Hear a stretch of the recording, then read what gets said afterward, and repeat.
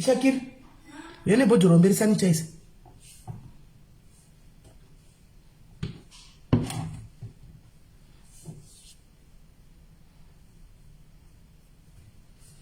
Morning, good morning, guys. Good morning. Maita ola kinai. Vaita laki. Vaita ola kinai. Wasipo hapo anditi. Ehe. Asipo hapo. Aita laki. Mamukase, guys. Nisrunda ndisina voice, guys. I had no voice. Guys. I had no voice. Happy New Year, Kudzi. Ndakanetsa wena sikanyiso ndandisina voice. Ndakakunakidzai. Guys, maito boyekera muri kudzimba dzenyu musi wa ndakakunakidzai. Tendai wedu chakanaka munotendawo. Alright, guys, mamukase, guys. Asipo hapa anditi. Aripo andisika because I'm not going to wait for anybody. Ndakakudzai kuti ndikiri kana ndichiuya nekaresipo andimirira nengasipo anditika handimiriri ende guys inzwai pandichauya papa ndandichitoita ndandatotanga kutoita ndikuita umwe munhu.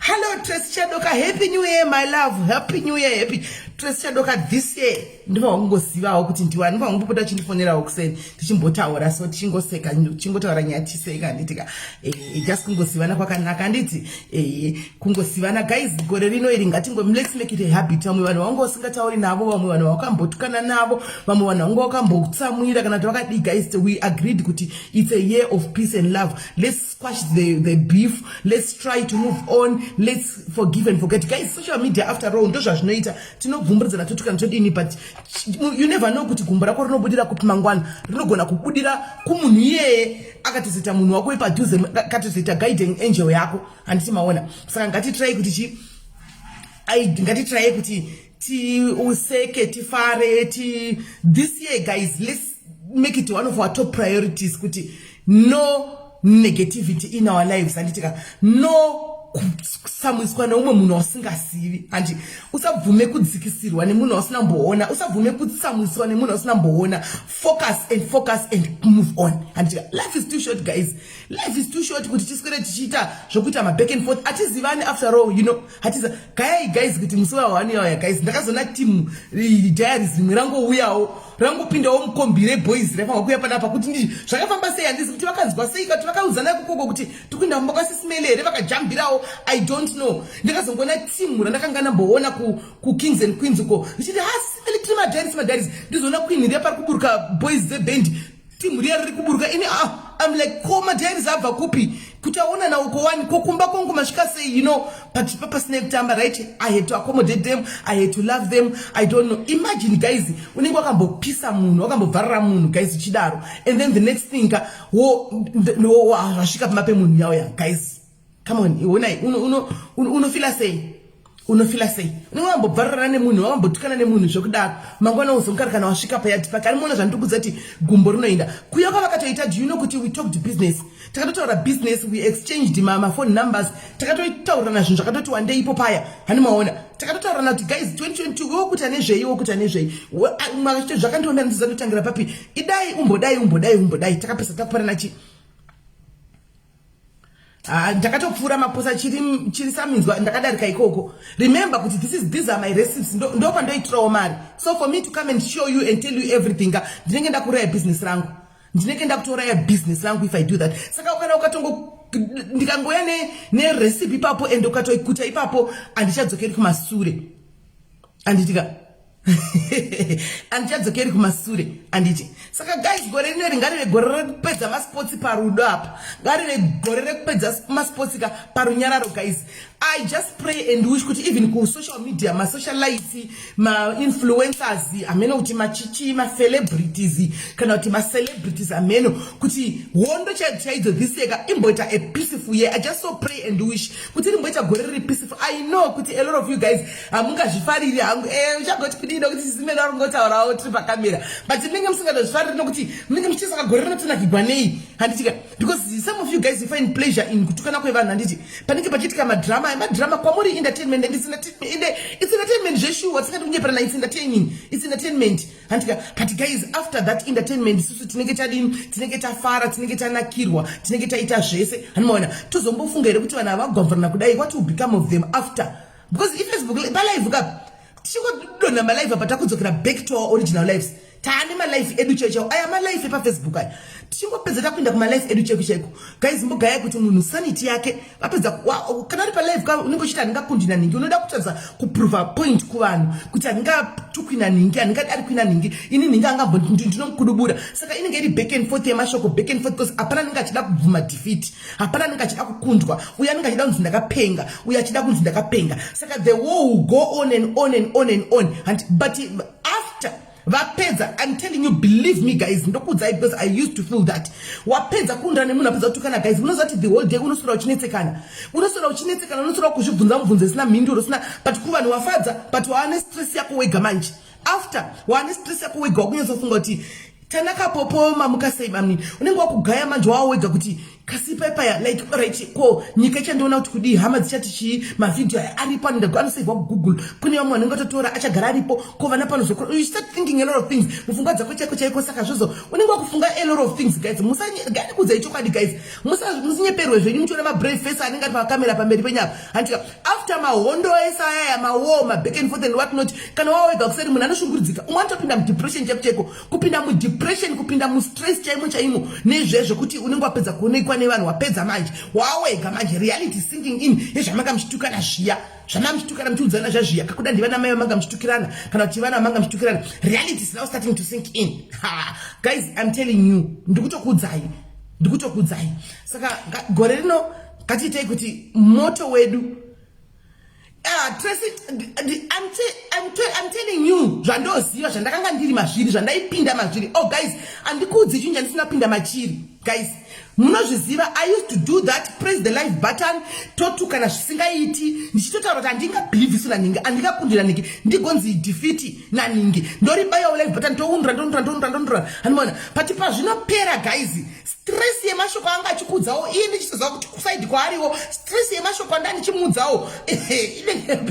Zvimbo bimbo kudai. Mangwana kuti angochetedza kudzoka paFacebook, mai mwana wakutisa malive aya nekutuka kwawaita kana kuti zvinyadzi wangu achibudisa, unoita angochetedza kudzoka paFacebook, wakunyora kuti ndinere ndakachibudisa izvi. Panguva iyoyo wanga uchida kubhilivhisa vanhu.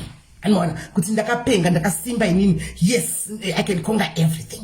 But truly speaking guys, tiri vanhu. We are human beings, and behind these human beings, we are fragile as well. Behind, as much as we can put this strong personality and whatnot, behind wawega, kune munhu ariko, ende munhu iye ane conscience, ende munhu iye ane kamwe kapatikari sensitive. Munhu wese ndozvatiri, munhu wese. Handinoona. Saka Facebook, one advice guys, ingopinda uchiti ndokuenda kunonakirwa neFacebook, don't take Facebook serious, don't go deeper into zvinhu zveFacebook izvi. Handimaona, usapinde nemoyo muFacebook chitogona kuti don't go nemoyo wako zvekudaro kuti musabva watakura grudge kutodaro kuti ningi takatukana mucomment section. Saka handidi kufa ndakamuona paupenyu hwangu, haumuziye ningi uyu, but watodeclare kuti chi but chanaka unenge uchiti ndawina match papoka. But believe me, kuseri unoita hondo yako wega isina munhu anokununura hondo yako. That's why inini hangu I had to say no, andikamborarami life yekubhilivhiswa guys, life yecompetition, life yekuiswa pressure kuti kwainoti angakundira ninga. Inini hangu I decided guys, andakazviudza ndikati kana pressure iyi unenge wakutonga uchapinda mustress uri one, kuita stress uri one. Ndikati no, ini hangu zvandingazvikwanisi vedwe. Kana uchinzi gwara regai ndidzigwarira choko, gwara harina mbonje. Kana uchinzi kudii hazviti. Munozati truly speaking zvimwe nezvimwe pamberi pomwari. Mukadzi anonzi Madam Bosi yanda kumutenda haazviziva kuti akaitawo impact yakaita sei pandiri, but akaita impact mukadzi yayo. Mukadzi anonzi Madam Bosi akaita impact kwandiri yakasimba, because matukirwa aitwa over the years achiudzwa mashoko akakomba, but never edira ndakambomona achibaya live button achipindura. Handina pandakambomuona kana day one achibaya live button achipindura. Hapana. Kana kuti achizvijustify, hapana. Ndiri kunye pamberi pamwari guys, hapana. Kana paripo maybe I missed the live, but hapana aitwa sei. But musafunga zvinenge zvichiitika zvaka anenge anonyarara. But mukanyatsombobvunza kana nyatsokudza ichokwadi muti vategei vauye panapa. Handimaona ari ega dzimwe nguva anotombochema, ari ega dzimwe nguva anotombochema kuti pati mwari wai, but because pabasa pake ndo basa rake, ndo panobhadharwa. She has to come back akaisa that brave face yekuti tingoti haana kuita basa nazvo. So somehow she played a very important role kati mupenyu wangu inini, because ndikandozoti mukadzi zvinhu zvari kuudzwa, zvinhu zvari kutaurwa, so zvinhu zvari kudai, hatinamboona hedu V11 not even one, zvinhu zvinongotaurika kuvanhu, but why asingapinduri, why asingadini, why ndaingozvibvunza ndoga, so ndisina chimoti manyariro ake, but she conquered a lot of things through kunyara kuzviita rema ikoko kwaakaita. Honai pave nekuzviita rema ikoko kwaakaita, nekubvuma defeat ikoko kwaakaita, nekubvuma kusashandiswa chitumbu kuenda kunojustify kuno akasvika. Honai pave guys, zvimwe ndezvimwe we should learn chakanaka unokopa zvina basa chaitwa nemwana mudiki kwauri kana kuti kudi kopawo unyerere. Inini akanti inspire mukadzi zvekuti ndaingoti ndikangofunga kuti kana ndakuda kupindura paye ndofunga kuti madhambosa apinduri ndobva ndototyoka. Ndikangoda kamwe kuti ndaiti gwa evidence zvakati kushosho kucreate nemadzakadaro achina no neutral level zvakadaro ndida kunobudisa kunoprova kuvanhu. I want to go ne V11 ndokufunga kuti koma madhambosa ndobva ndatodzikama. Sometimes guys we don't have a choice because kabasaka takada kabasaka. Guys, kabasaka sina basaka katista kakada. Antimashona tikauya tikati toda kuita kabasaka kekupota chitukwa ekuundugwa tichidai tichifadza vanhu. Saka at the end of the day unotosangana nazvo, unototukwa, unotodi. And also team rangu riri kubackground vedeka dai maiziva Andiselina kuti vanoplay a very important role kati mupenyu wangu vedu mai vayaka dai muchivada zvisingaiti, dai musingambovatuki henyu. Mai vaya Andiselina kwandiri, she's a mother figure. Hamuzivi henyu kuseruku vanomira vanonyesoti kana muchida kutuka ini simeni. I know kuti munogona kuema makomenti ndakazobatikana ini ndakutodza kuvakonsola paya pamakazombovattuka paya hanimona every time ndichivafonera Andiselina ndichizama vasimbisa Andiselina kani Facebook onai ningi onai paya pandakazoza onai vanga vava down, but she was very good mukundisapota ine vanondisapota nhasi nekuti was simeni. No, even namkoma Gordon veva munoti vane rafu vanoita havo rafu mucomment section, but behind the scene mukaziva kuti munhu akaita sei, munhu bo zvekuti mukoma Gordon changata bo munhu zvekuti kuserenga chisimeli vanenge vachimupopotera munhu mudiki kwandira mukoma Gordon, but vanenge vachimupopotera chisimeli munobowa mani tokuudzai hamunzwi wambopopota hamunzwi tauzati musapindure, don't answer. Iko zvino zvindikutukirwa yekuresponda macomments. This year they are working neni yekuresponda macomments kuti don't respond macomments man, itenenge musina kumaona and kana tibvisai macomments ndotokubvisa macomments akuiti because nechida sometimes panenge pane important questions anenge ondidini the answer back. Don't musangononge macomments ndikati munobvisa kuti ziso rinosangana necomment iyoyo iri negative heremi zvikanga zvina basa, just pretend because anokudistractai pane zvamunenge muchitaura, ndoya vari kugwaneni andibaona. So you see kuti they are playing a very important role. They are playing a very important role kati mupenyu wangu zvototi if you look at it guys chero dzimwe comments guys kana say achanzibati ndakuseka. Ndakungoseka unotokana tokupindura ndichibvaro kana kuseka kudhara ndaibatikana guys ndainzwa kubatikana kuti uyu munhu uyu sure ndita kunge ndobhoto am tempted kuno download picture yemuna nenga achinditukushata ndonodongora kuti ende munhu uyu ndiye munhu akanitukushata uyu wona zvaakaita kuti akashata kundidarika mira nditori picture yake ndoposta ndobva ndatifunga masire kufunga kuya kuti Andiselina vakati zvakati ndobva ndatongorega dzimwe nguva ndatoidownloada ndobva ndatongosiya. Antimaona. Saka Madam Boss, she played a very important role kati mupenyu wangu zvavasingazive because I've never told her this. Antimaona. Havana kana muvina kataura navo. She played a very boss ndaifunga ndaikoti ndikada kuda ndofunga kuti but Madam Boss zvavanoitwa izvozvo but havapinduri ndotozvidzoro kuti but inini ndiri munhu mukuru kwavari she must be learning from me but ndini ndikupindura. Zvofila sei ivo mudiki kwandiri vatoona ini ndichita drama ivo vakanyarara ndaizvikamfuta nemashoko iwayo ndotosiyana nazvo. Saka Madam Boss she played a very important role asingazvizivi maybe she will know today. Antimaona. Dr. Fungams, but zvinoba iwo nozviziva hati tinoita hedu ngano akasimba Dr. Fungams, but the truth wawe gaga zvimashoko zvazvo unozvidzeya so unotobatikana uri munhu wenyama unotobatikana ndochokwadi chaicho handimaona. Saka we don't sometimes let's not respond guys. Takawirana kuti gore rino ra 2022 padiaries igore re peace and love. Nekuma socialites uko, nekuma influencers uko, nekuma celebrity uko, kana nema celebrities acho, I just hope ngoma ndiyo, instead of kutukana pa, kuvrana pachedu, hanimona, gaya impact ya zvinoita guys, kuti mu room 1, Monzi, Madam Boss, maititi, evidence chiera, taterishas, anditika, Zuva Haran, Kukila Yoni, Ketina Masomera, umwe ndiani Swagalala hanzi makavhara munhu inzwa iwosho. Sorry akotswele pela atina nguva yekusora chikupindura, sorry because andina munhu ndakavhara as far as I know. Sorry, bye bye. Right. Koti Mosha TV, koti Mosha TV, koti Moseshalite ndiani, koti vana Sisimiki vese vai handimaona, koti vana Yokozuna handimaona, vanhu vese vongo just supporting one another guys. Gaya kuti Zimbabwe haina kere guys, hanzi vana Samas Ru Samas umwe ndiani Ru Samas umwe ndiani, I think ndiva vanditi vese guys kongoitwa support system, my man, support system kungo supportana like kungoit.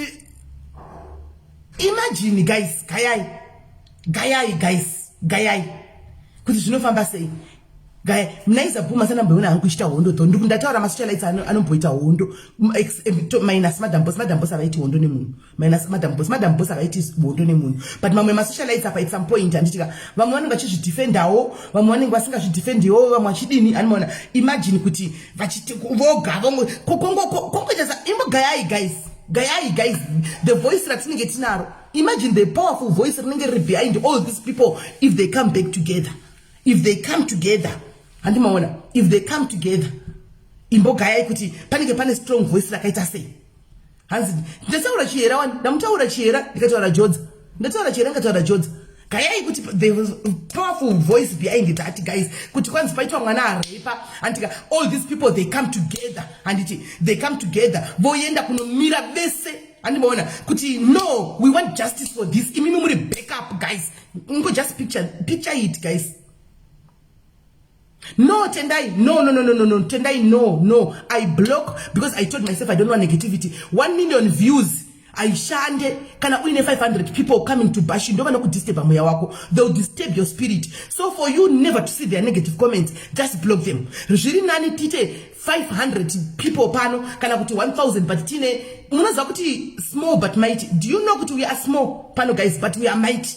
Munozviziva imini guys. Kuti we are very small. Tina manamba sekudaro isipana pama followers. But we are mighty. Tina msindo mozhiziva imini. Saka sometimes unogona kutoita hedu 2 million viewers or chi anditika. But tisina chinhu chinobatika chinenge chitika mcommunity, then it's pointless guys. It's useless. Tiri small and mighty. Tina msindo. Tiri vashoma takadaro.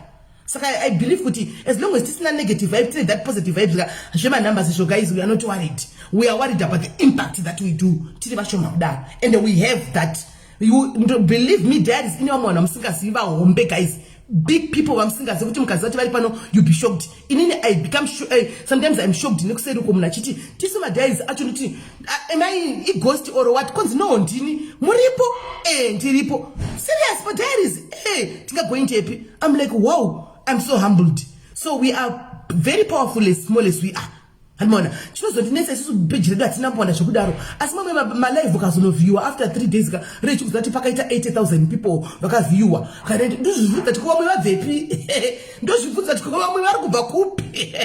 Almona, but anyway, ameno. Almona, because we are very mighty, we are powerful. Saka guys vanenge varipo pana panenge vasina kuno like a page ka and I like a page. And it hands na Tendai titula ma numbers kuti akwire. Saka washatogona kuita mwe vari pano but avana mbolaika. Almona, and I munodi mungono like a page andika manamba zabudona Tendai kuti adi afambe nebhora anditi saka zvakanditaura guys kuti gore rino tomira pamwechete hanzi natanaka popo azviti kuti vanhu vasangane tatanaka popo. Nothing is impossible with God. Nothing is impossible with God. Everything is possible. Hakuna chinhu chachitiki. Ndosaka wedre kuti forgiveness ririko. Ndosaka wedre kuti takambo riripo. Antuona saka kuti vanovengana ndivakuvengana I don't think vanovengana but avangofarirani saka zvinogona kubviswa zvezviya vanhu vasingafarirani mangwana anogona kufuma chifarirana zvinoitwa. It happened to us, to me, so it can happen to everybody. Handiti points paita munhu aurayiwa nemurume atakurwa nemurume paita violence guys, domestic violence, all these people comes together andimaona imimi the force behind imimi ndimu strong zvokudaruka imimi mobva mauya andimaona mosvika anzi ngeke madam boss guided by educated people not madofu anotora page sekumba kwavo. Ina ndizoziva anotorawo page sekumba kwavo kuti ndiva nani handisivi handisi hanzi everyone wants stand alone fame. I understand ndikutaura kuti pamoment patime yekuti anditi patime yekuti paitika chiitiko maybe ndingeke uyo arova mukadzi anditi mukadzi auya padiads patime iyoyo chete not pa everyday patime iyoyo mukadzi auya aripota pano aripota kana kuti pano kana aripota kana kuti kwa maititi kana aripota kwa Loveness kana aripota kupi gaya timu rese robudikira kungosapota that course iyoyo gaya guys munofunga kuti kunoitika domestic violence zvokudaro do you think kuti kunoitika violence zvokudaro timu rese robuda imimi muripo imimi ndimi munese kana makapenga comment section memuri musure makatsigira ava vari ku front row vapedza hawo iyoyo nyaya umwe nomodzokera kunoita yake kupage kwake hanimona umwe nomumwe oenda kunoita yake kupage kwake kaya guys kuti zvinoita ndikiri powerful talk show with exactly mana dona talk show with tiu penye ndasingatovaziviwo ndakazongoita kama across ndikavateverera mbijana ndikavatenga ndati no page ravo vari kutanga andika vane gatito vapina wapa kuti minde unofollowa page ravo andimona we support each other ndobva nangoti rega ndifollow andimona ini ndoda kufollowa vanotanga chimbodzidzawo zvinyuwani vakwavari ava vanozi talk show with tiu penyu vane page ravo just go and like follow again you never know we learn one or two things three things ikoko kana kudzidza a whole lot of massive things ikoko zvatanga tisingasivi handiti maona saka tikadaro guys I'm telling you we go far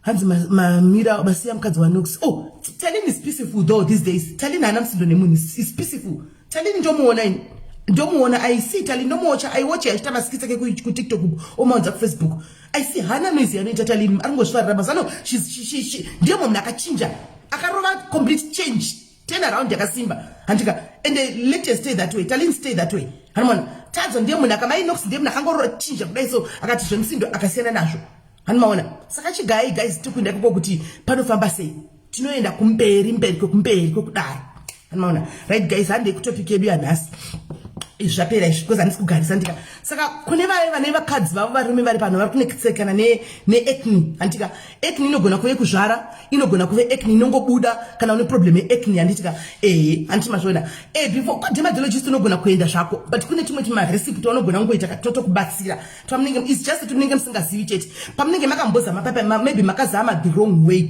handimaona manga musingazivi kuti zvinotobatsira handimaona zvikatoita handiti mwanangu ane problem yekuti each and every time kana apadhuze nekuenda ku period anoita acne yoyi handika this is the ndakatoita cream yake 250 anotoita anongo 3 days anobva clear zvese nemasports acho 3 days ano clear handimaona inini manje zviri kuitika mazuva anoka nenyaya yekuti ndikubika mafuta akasiyana-siyana ndichitesta ndichida kutesta dzimwe ndomatesta face cream ndotesta kumeso kwangu pane point like towards madays andandiri kuzimbabwe apa ndakabuda tumapundu handiti ndikatutita tukapera pakasara mavara black akapera handimaona ndakangoti I used this kuti inangu handida kuita 3 days kunge zvinoita mwana wangu ndakazoita 7 days anga clear 7 days anga clear zvachose ndikazorumwa futi nemosquito kuzimbabwe ndikauya ndikangodi ndika clear futi zvikapera saka sometimes unenge usingazozivi before usati waimbomira isamfiriji before usati waenda kwadermatologist unotambisa mari try these simple recipes hanimaona uone kuti hazvikuitiri here hanimaona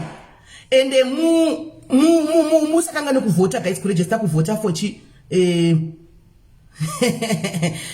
ngeke pano ndo pako ukablock hazvina basa vachaitawo bo one day hazvina basa one day they will come I see nyaya leave it saka guys hanzi ndanzwa nayo acne yo please acne so zvandichaita guys zvokudai ndichange inimozati ndogadzira mafuta guys ndofamileta mafuta ndinogadzira mafuta nene tokupa ine ndakatozvitesta pandidzi munguva saka muri mwezamu kandiona guys chero ndine mark yeblack mese kana kuti ndine vara kana kuti ndine mapundu mokumuziva kuti ndakandichitesta mafuta kana akatonitsa mapundu handisi kumaisa pamaketi hanimaona antondigona ndisa mapundu chandiona gonogona ndona ndinawo mapundu aya hanimaona andimazviona ndokona mokona tona ndinawo mapundu ndinenge ndatoita imwe ndikiri recipe nenda toformulata mafuta pakaita chemical imwe isingabvumirani neni hanimaona saka mondotona gona una ndinawo mapundu iwayo andimazviona so ndangoti ndidini ndingokuudzai kuti muzosisimira kugadzira mafuta mapundu ndinototesta pandiri ndikakuti naku cream ingakudza kuti iyi inopila ndinenge ndaitesta makumbo angu guys ndinotoisa kumakumbo kunoita black uku handimaona nemumana kuze maoko munoita black uku ndototesta ndotakuona ndotofunuka pane mwe yakazondifonera yatenga naku remove ichikwata zvikati simeni ndafunuka ndavhugandira ndikati ndokubvisa manakusi kwacha ikoko iko zvino akadai roko rwakeka munoita kusekerera nakura wachena kuchena kuchena mana kusai asaka vunto zvana ndatomasiya ndikati aiwa ngoma ndiyo continue ani maona so ndo zvandikutaura guys saka ekni mongo igadzira anditika saka sebasa rangu inini guys zvandinoita ndoda kuva ndanobata fast ini live andi delete hangu because inotogenda ku YouTube anditika saka andi delete andi because ku YouTube wo page yedu remonetized pano zve remonetized asi kuti musazonyesa ndibira ndinozopesera yes mkoma governor muri say mkoma governor how are you kuti musazondibira receipt lokuti ndopesera sino ma customer because ndofanga kutengesa ufuti kama mafuta chona ekni handika ndichango kuchadze mamwe ma product nchango dai kana usina kuiona onde zvako mamosi ndokutaridzai animona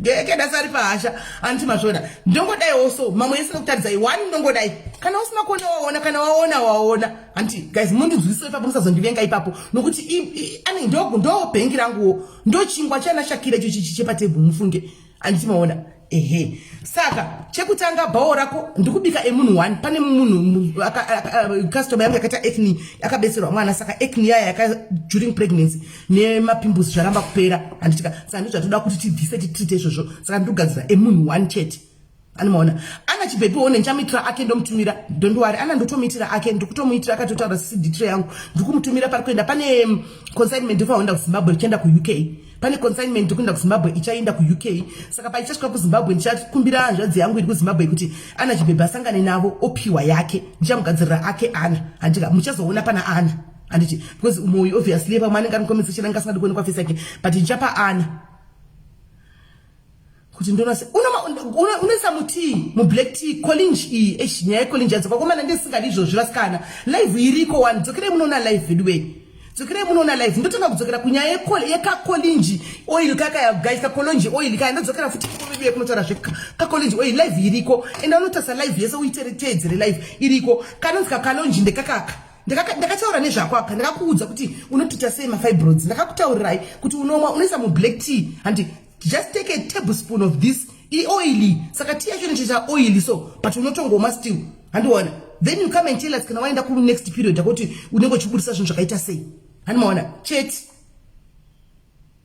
aripo lini aripo nitoita ngokuita organic tokuisira ma products ekni ne uyu ne zvakafanana ne aya andikushandisira uyu achukisi hanimukona andikushandisira uyu achukisi so chekutanga guys sanitize bawo andika sanitize kuitira ma infections kumeso kwemunhu anditi wosanitize wamaoko wako andika right first ingredient yedu yatiri kutanga kushandisa anditika ndeish andika ish inonzi quick clear mukuiona quick clear this is our first our best cream ndo best cream yedu ish icream chakaita pink mukati ichi ndo chinhu chekutanga chatiri kushandisa ishi hanimona inonzi quick clear andika quick clear acne and spots remover handiti so tikuida kuimixa nhasi kuti iite powerful more powerful than zvairi one saka nimukaona kadikidika very small but might kanaka handika aka kakatonyorwa kunzi izvo clear face in 7 days handiti kakanyorwa kunzi kanotrita skin burns face cream guys remember ndikugadzira ndisukugadzira body cream yake ndakatongadzira kudhara ichi chidiki chinoenderana nechidikiwo chekumeso handiti inotrita sunburns acne, pimples, black spots, antika facial blemishes, eye cream remover, age spot, eczema, stretch marks. Animona. Saka tikuda kanzi can yes, teenage can use this. Yes, they can. Hands quickly and aiwa iyo ya umwe kienye kuti mchago quickly and one pakupinda kupai cream. Aninga kupisha remember a business rangu. And it umwe munatombo kuitira izvi kuyakufunga kudza mahara free of charge kuti ngidai umwe muna azviti vanonombe avakudzi azviti asi zvakaitika. And but sisi we are family naye tingopoda chingopanana matips apo neapa and very affordable each very affordable saka ndakuchisa umandika kasipunu pana kasipunu ndeye pink in color ndakuchisa ndina ngopfeka ma gloves now because aya ma treating ngikiri ma treating ingredients saka nawo zvanga ndiita maoko kuza pana ingredient inopisa apa saka ndakungopisa nemaoko kusanga chibawo anditi kuti muone zvokuti inotsvage piwo imi ndochipa homework sisi ndinokuitira zvese vakomana zvose havidwi havidwi small but mighty kakakanaka kakaka right ndatoisa mandi mukona ndaisa mukabhawo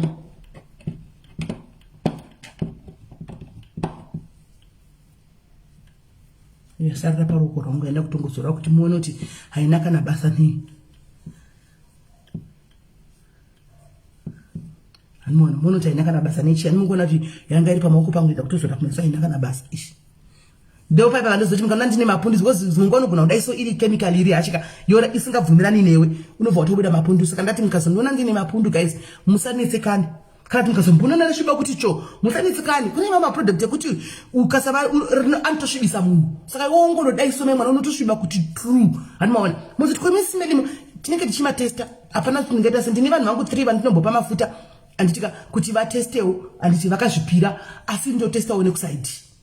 And man, this is very expensive information because ibegira ndikuchana nezvaro ene ndakazvibhadharira guys ndakazvidzidzira izvo ndakazvibhadharira izvo zvizvi 17,000 yena ndisina mu lockdown kuti ndidzidze nezvazvo izvo anoona izvozvo zvandikuita izvo because it doesn't come cheap kugadzira mafuta and then from there you need this antika you need this ish mukuiona zvakanaka ndi can you see this mukuiona ine ish andika inonzi 3 better andika inonzi 3 better cream anditi this is also unogona kuti nei prescribe kwa doctor andika it's also for acne for my reactions my hormones like my reactions anoitika my hormones and what not and this prevents all that and mazvona this prevents all that and yakatonyorwa is directed by the physician and please refer Pexstat and regaitende kumanikikiri ine chipepa chacho chiri mukati patikatoshoringa and saka ino container clobetasol antika propionate miconazole nitrate and neomycin sulfate cream ani mukona kuti zvinhu zvekwa doctor izvi handimaona zvinhu zvekwa doctor izvi zvinenge zvirimo saka there's nothing to be scared of. Hamuna product inopisa munhu hamuna product unotonoipiwa prescription kwa doctor haungoitengi handimaona saka tube inenge yakadai so antika I am using the whole tube because ndikuda kumuitira chi 250 saka ndikushandisa ngikiri yacho yese tube yacho yese ndosaka mazano ndisiri kuisa nzara handimaona ndosaka mazano ndisiri kuisa nzara because mafuta pakubika mafuta paipa mazano handichaisi nzara hanzi ndikuda kana unouya kuseri ndikupe ngikiri uya ndikupe phone number yake akudzidzise I'll just give you the phone number akudzidzisa mungodzidza online you just learn online ish anditi right ndakuisa anditika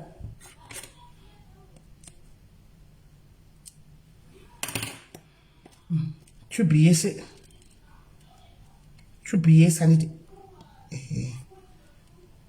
tubiyese ishimboto yisema saka anda kuti agadzirwa nopostiwa izvo zvimafuta emunai kutogadzira mafuta kwari fresh ipapo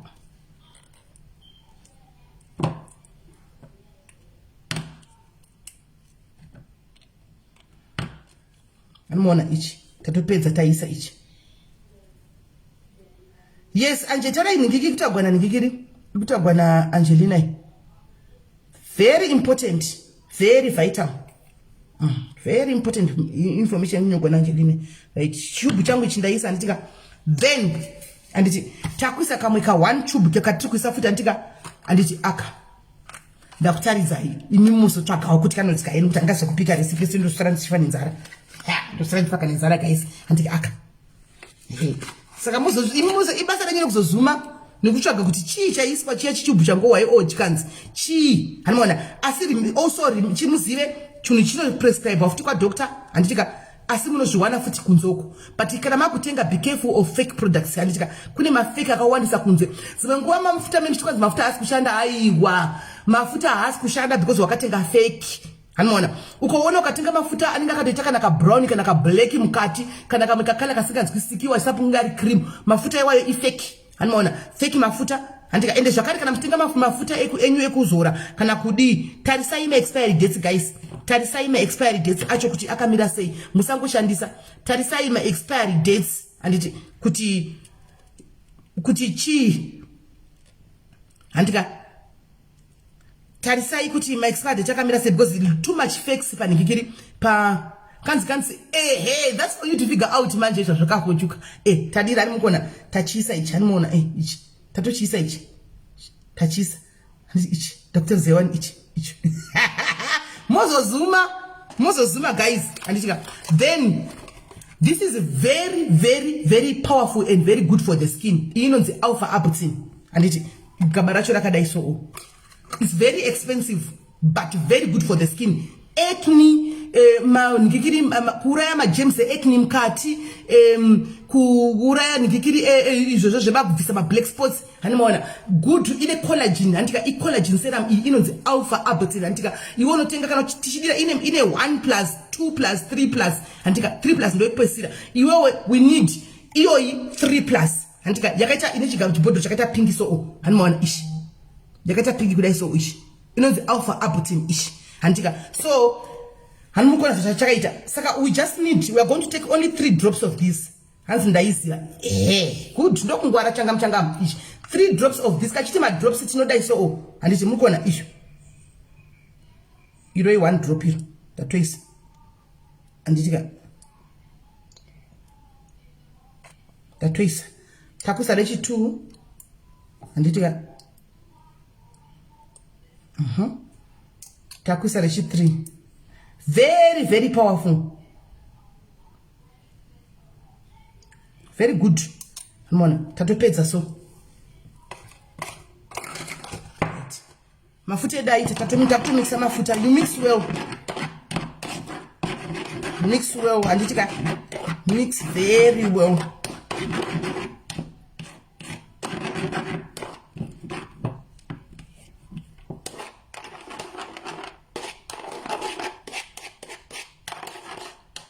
Adi kublend waya.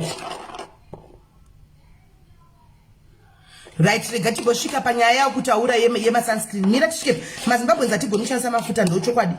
Atigoni kuzora mafuta ndo chokwadi chiripo. I always tell people to apa in case you hands do ma stretch marks. Ndo ma stretch marks ndinokugadzira uya ndinokupa ndokuita oil iri powerful.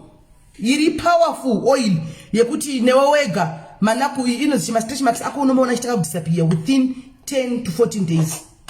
And it ngotona vanhu vanotenga mafuta vadi kubudisa mabhodha achitipawo mareviewers asi anenge abvisa mari yake zvino ungazomanikidzika kuti chindipawo pikicha ungazomanikidzika by the way ava ungazomanikidzika anongozokubudisira inenge hima apera mastretch marks chindipawo zve before yacho hadi saka posta sei musaumere wasindokupai one mari mahara pano amona so cream yedu is now ready to go animukona iyi cream yedu yaita yatove powerful so ish iyi cream yedu yaita utora bhawo rako chini ngikiri container yako yauri kuisa mafuta sanitize it guys, sanitize it kuitira ma infections and what not sezvo zvinonozoka kumeso andika package mafuta ako vovhara mafuta ako keep them at room temperature they are good to go. Hanimaona hanzi tengeswa inotengeswa over the counter. Yes, esa andakutadzai pana panotengeswa over the counter. Esa andakutadzai inotengeswa over the counter. Vitamin E and vitamin E I didn't put vitamin E because the alpha arbutin inoita masports essay why I didn't put alpha arbutin because alpha arbutin inorova masports essay koko. So ndangoshandisa just this hanimaona then you are good to go right. Panyaya iri kutaurwa naAngelina Ballerina guys, if you know you are using my lightening creams and if you know kuti I still zvizvo zvandokutarisai pano kana ukada kutenga kwandiri unongotenga kwandiri ma ingredients ese kana muri kuda kutenga kwandiri guys you can just DM me motenga kwandiri ma products andiri kutaridza ndinotengesa I sell zvese ndinazvo hanimaona I have everything ndinazvo mukutoona iyi quickly yes now dzisina kuvhurwa ishi haina kuvhurwa mukuiona izvi I sell these zvese ndinazvo isina kuvhurwa ishi andika secret ingredient here anaiona isina kuvhurwa then aripo essence nawo ma bitter cream ndinotori nema pack let me show you ndinotori nema pack asina kuvhurwa you see I've got my packs. So if you want to buy from me you can buy from me and munhu ari kuita website ndiye anonoka munhu zvinopera fochu kana wakangotsva nemafuta chete zvinopera kana wakangotsva nemafuta chete zvinopera as long as siri birthmark zvongopera handimaona because chinhu chakagadzisa pane chinhu chinoichobvisawo izvozvo handimaona saka guys kana uchishandisa ma-lightening creams please make sure kuti every time paunobuda panze uchienda handiti pazuva kana kuti pai sunscreen guys sunscreen ndio inoshandiswa sunscreen anti mazviona sunscreen. Kuchibuda kwenda pazuva vamwe venyu munotoshandira pazuva umwe wenyu no haushandiri pazuva asi unoshandira muchikaravhani munobikwa machips. Unoshandira muchikaravhani mune room temperature imwe yaya iri high hanti mazviona iri ameno toti kudi panzvimbo inopisa. Use sunscreen. Hamundo masunburns atishora yaya masunburns kuti muzita black makutsva makudi and izuva. Musagare musafambe pazuva musina kuzora masunscreen. Uchienda kumagupi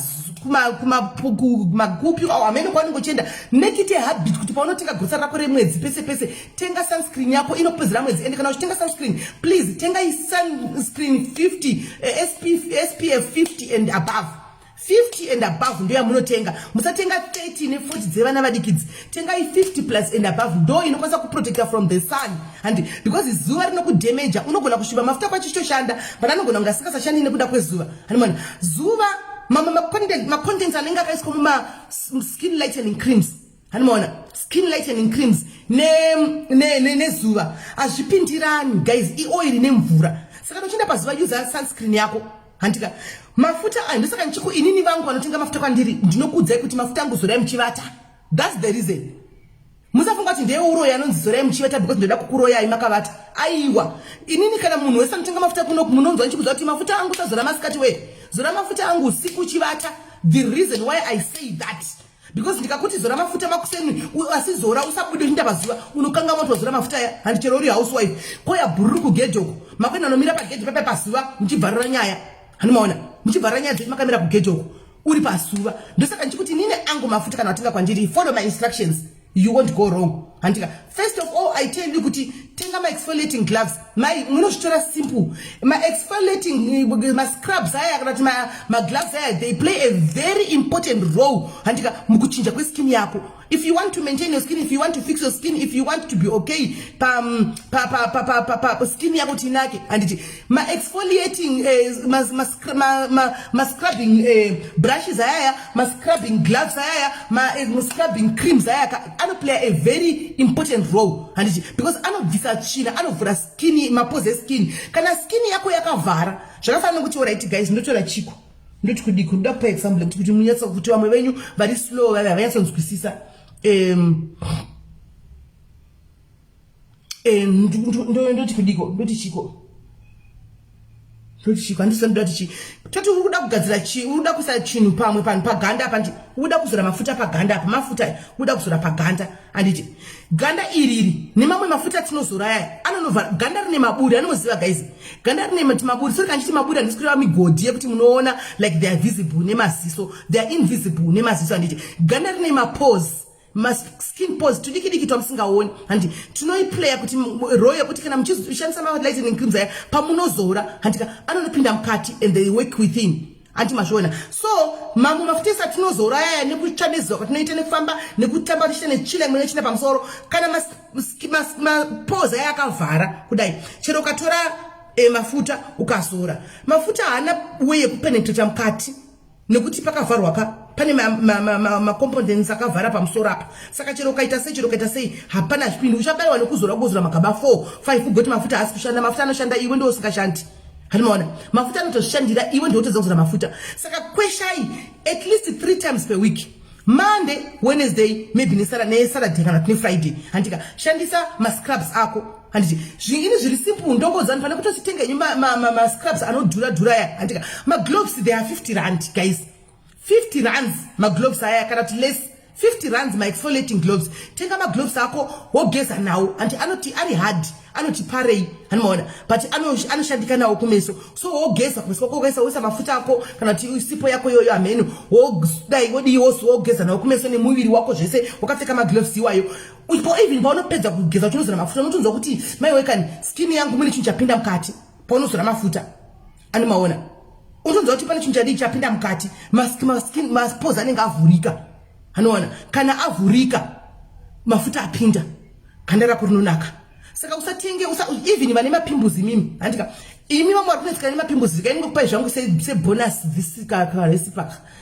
karesipi karinodanga kupa sebonus. So do you know kuti apple cider vinegar guys is good it's good for acne mozviziva ibonus yandakungokudza iwe ndangokupai Hasana boy test angu kuti ndikaisa mcriminator say ndida kumbotesta though. I want to test it though. Pancheta mapimples next time ndida kuiedza munhingikiri mcream ndione chinoshanda say.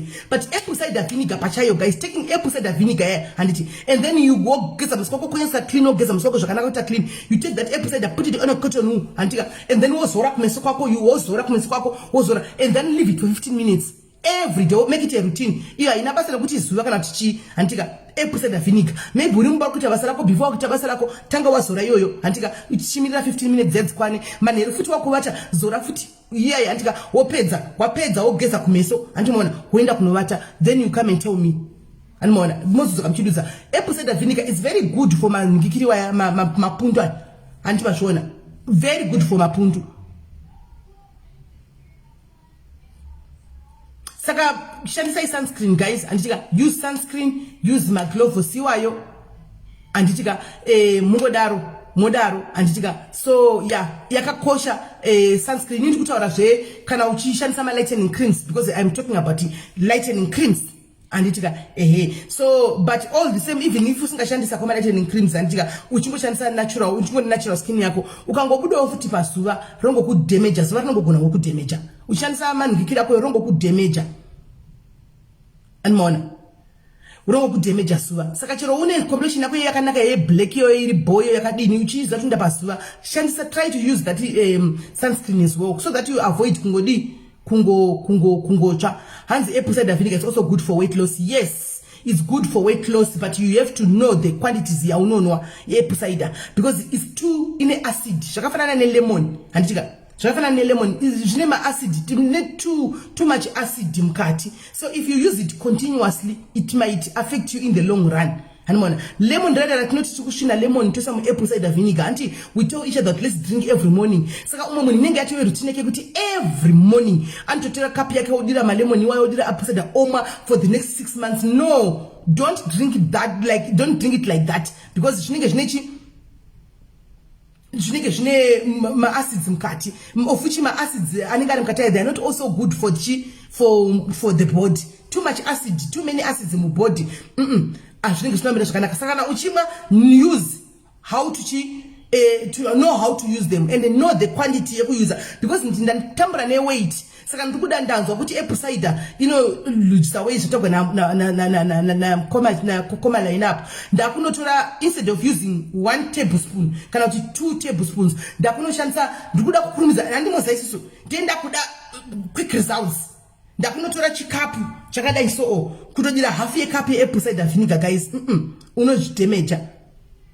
Don't even manema ulcers musamwesha ndikutaura izvo manema ulcers don't take this as much as chero une weight yakadi musamwesha because muzoti sisimeli vakazoti timwe apple cider vinegar tizomwa chichi vachitaura na sisi vavo vanonzi vanga vari comment section. No, just inongomiwa just a tablespoon and zvakare vaiva kune vakadzi vanonetsekana nethrush. Pane chinonzi thrush chinoita kuvanhu vechikadzi kuzasuku handiziva kuti chinoita at what point but kune vakadzi vanonetsekana nethrush kuzasi kuti anenge achingokwenya chingovaviwa kuzasi kwenge kunenge chingovaviwa kuzasi. Imi varume teererai zvakare hanimona teererai varume yes lady storm teererai vanhurume noti vakadzi venyu kumbe kunongomana chikwabvura kusinuku oshiya kuti ari kukwenya chii asi aita zvindakwenya asi aita siki haana siki yaita inonzi thrush iyoyo apple cider vinegar zvakare handika nevamwe vakadzi anobuda mweya kuzasuku kune mweya wekuti mukadzi anenge achingobuda mweya usiri wekuti akatakura STI anenge asina STI haana siki zveshuwa but kuzasuku kune mweya umwe unobuda unongonhuhwa so kumunhu iyeye handimazviona ukuthi unongobuda zvakafanana nemunhu anenge anonhuhwa mumuromo yaye hanimaona akashava muromo kudai so anenge asina kana chaambodya chinonzwa mumuromo kana but itori smell iri kubuda mukati itori musystem make ismell that is coming from the system chinge chitori chirwere haana sikimu yemumuromo yaanayo chirwere chitori mukati chinotobuda nemumuromo handimazvona umwe anenge ane problem yemagumswo zvinogona kuti anhuhwe muromo but umwe anenge zvechitori mukati blood system chaimo handimaona. So apple cider vinegar guys, you take apple cider vinegar not kudira gaba bodoro rose antika just pour in a reasonable amount modira mumvura antika inotonhora anditi wodira mumvura yako inotonhora andika kuti inodziya womuota wogeza kuzasi uku kurukunwa kuya kuzasi kupunanuku kana nchiti unogeza usazopinza mukati handi maona uchipinza murasho kuti unopinza zvigunwe chitonongora chigeza kunzoku chigeza kunzoku mweya uya unotiza handi maona unotiza muchigeza every makuseni wogeza manheru wogeza manheru kuseni wogeza manheru ake kusvikira mweya uya opera handika vetrash futi vaya handika uchidaro handi maona uchidaro uchigeza uchidaro unotoona kuti kuvava kweva it's easy that ningikiri kuvava kweva kunoita kuchipera handika kuchipera asiwo chero zvichinda zvichipera kudaro iwewe unozoenda kufamasi handiti waenda kufamasi unopiwa cream yaunonopiwa ikoko yaunozenge uchizora kusasuku hani maona yaunozora kusasuku handika cream yandiri kuti kunze kuzora zvinokubatsira but kufamasi ndiri kuencourage enda unotenga that cream because that cream inayo unozonzi isa mukati unoinseta mukati so that you treat that thrush your infection you treat it from inside manje saka chinhu chinova kupinda mukati uku chinhu chinenge chakarekomendwa nadoctor hani mukunzwa guys chinhu chinopinda kuzasuku chinhu chinenge chakarekomendwa nani nadoctor musangopinze zvinhu kuzasuku musina kuzora doctor ndosaka ndati nini apple cider vinegar gezai nayo panze asi kana unless kana ari doctor anokudza kuti tora apple cider vinegar uise muchirinji upfekere udire mukati yes kana doctor asina kudaro shandisa kunze wonopuwa cream yako uku kuningikiri iyo ndo yopfekera mukati wodira mukati kuita kuti ningikiri infection yaya ibacteria riya rife kubva mukati zvichibuda kunze ati mukunzwisisa hanzi kuza mwana kupedzisira handiti mukunzwisisa ka guys ndipewo saine kuti tikunzwisana pano Shakira your package cream uya kugadzira uise mu contain cream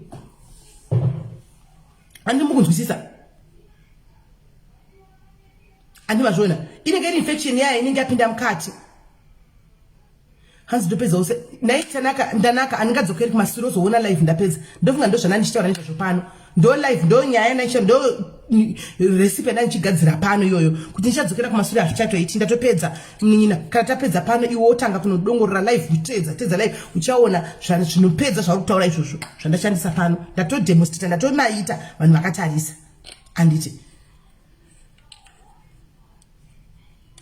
and you must go pee as you finish what right and ndikona pane vamwe vane terminology vakatiwa ndeve vari mucomment section kwanzi ndogeza sei chibereko chiri kurwadza ndikushaya kuti chii ndogezesa ini ndoigezesa guys chibereko chiri kurwadza right chibereko chiri kurwadza tora onion raw onion chibereko chako chiri kurwadza icho chitora raw onion iko zvino andika utore raw onion yayo woisa mubucket handiti make sure kuti mvura yako iri kuboila zvekuboila zvazviya boilisa mvura zvekuboila zvazviya zvekuboila mvura yayo woisa onion imomo handika diki ndakudza diki pekedza cream in container diki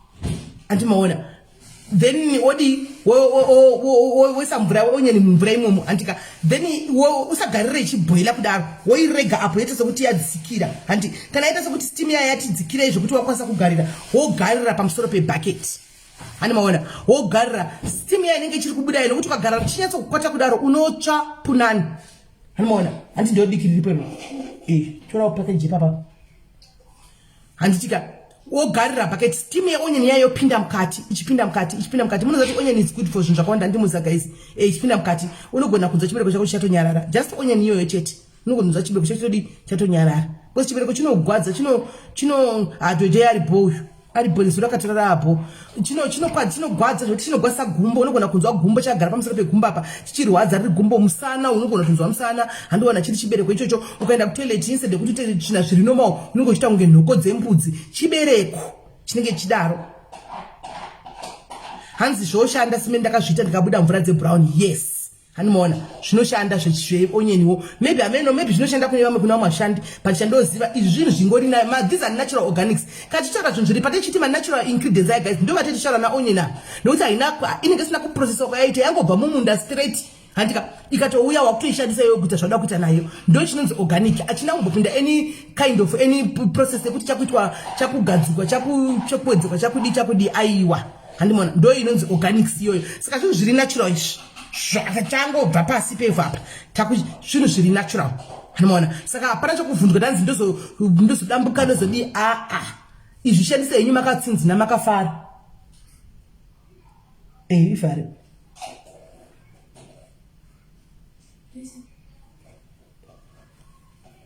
isa sticker reacne and andinoposta manje pana iri mapepa ana matsanda vaina vari free panapa tingobva tafila bepa racho pana apera alright achamutenga pagaraji hanimaona saka ndo zvimwe zvachandisoti pane mumwe mubvunzo here asi inda ndangu yakuzokutadzai kuti kana ndoda kutita acne yenyu munozviita sei anditika hanzi onion onion iri good flu cheko chaiko onion iyoyi flu cheko kungocheka onion yako kana wakabewa neflu because inoattracta inodhonza anonzi machi inodhonza infection yese ichinda paonion andimoona inodhonza infection more onion than iwe munhu saka kana uchiwa kuti une flu isa iyoyo as long as iriye acne explain ndimona gwakurara papa wabewa neflu yako tora onion yako woicheka anditika woisa paside pepilo yako anditi paside pepilo yako anditika onion yaya imwe yacho woisa paunoisa onion yako padhuze nepaunovata iwewe anditi zvoti paunongochifema papa unongochifema mweya wakachena ni bacteria rinenge richiramba richikonzeresa mufulu rinenge richinoattractwa paonion rinobatwa paonion kune vamwe vanotambura nemakumbo handika kuna vamwe vanotambura nemakumbo anongobaya pasi apa makumbo anombopisa obaya pasi opisa obaya pasi makumbo aya onion iyoyo futi tora onion faka ngikiri kana uine ginger ngikiri nejinja yako wosanganisa nejinja yako negarlic kana kuti onion iyoyo kana usina ginger negarlic because mazano zviri kudhura zvokura ya munhu pasi I think a kg of garlic ngikiri zviri kuita 63 something rands per kg onion iyoyo yakachipa iyoyo cheka onion esa mvura inopisa yogara imomo kana mvura yadzika temperature kuti wakwanisa kupinza makumbo ako mukati pinza makumbo muonion imomo hanimona pinza makumbo muonion imomo mvura iyoyo obikwa kana kutora onion iyoyo wokwiza pasi makumbo kudai chikwiza pasi makumbo ne onion chikwiza pasi makumbo handiti hanzi yafese yazara makomba remedy kurujisa large pause primrose unisindira picture unzisendatanga kuti zvasingazivi sendera picture tonotora nezvei unisendera picture ndonoti kutora nezvei satango kuti andinotaura zvinhu zvandisingazivi ndotaura zvinhu zvandishuwa nazvo kuri zvinhu zvandisishuwa nazvo nda zvinhu zvandoziva so guys I think ndizvozvo anditika for now pangu ndakudzai saka my ingredients ndinawo ese guys vari kuda kutenga I sell a whole lot of things it's just that kuti munhu ari kuita website hey andinonokera because ari kudiaspora uko anonoka asachadini maybe achauya kune vanoda maoils handitika ndinawo maoils I sell different types of oils handitika be it organic be it yakapromiswa dzasanganiswa kanchiti organic ndikungoreva inenge sina kana kusanganiswa kana kudii inenge chingori oil yakadaro handitika ndinenge nchidini ndobva ndango unogona ngotinga kana then kune mamwe anozosanganiswa kuti avewo more powerful than zvanenge ari handiti saka ndinotengesa maproducts kune vanobika mafuta kana kuti vanoda kuzama zvakasiyana-siyana uchizvipira kuti I want to try I sell zvinhu zvakawanda and I sell handitika inonzi gluta injection ani muri kuona inonzi gluta injection very very very very very very powerful haisi yekungoshandisa zvokudaro animaona haisi yekungoshandisa Emily Mutewe uri kupi because ndave na distributor kumpumalanga guys I'll attach my number ake kana receive my products ndana distributor kumpumalanga ndana distributor ku Cape Town antika after receive just my number ake kana receive my products avo anditi and very soon probably mazuva kutevera ndiketa na distributor ku UK anti ndiketa na distributor ku UK mazuva ari kutevera anditika munenge makutengera ku UK ikoko mafuta hapasina zvepostage kana kudi mungotengera akapera tongodiwo tongochingota zvongotiwo zvozvo majairizi anenge auya kuno kwangu utakura mafuta enda nawo handimaona tichingodaro anditika saka anzi sizvokubli aiwa isipana papana munhu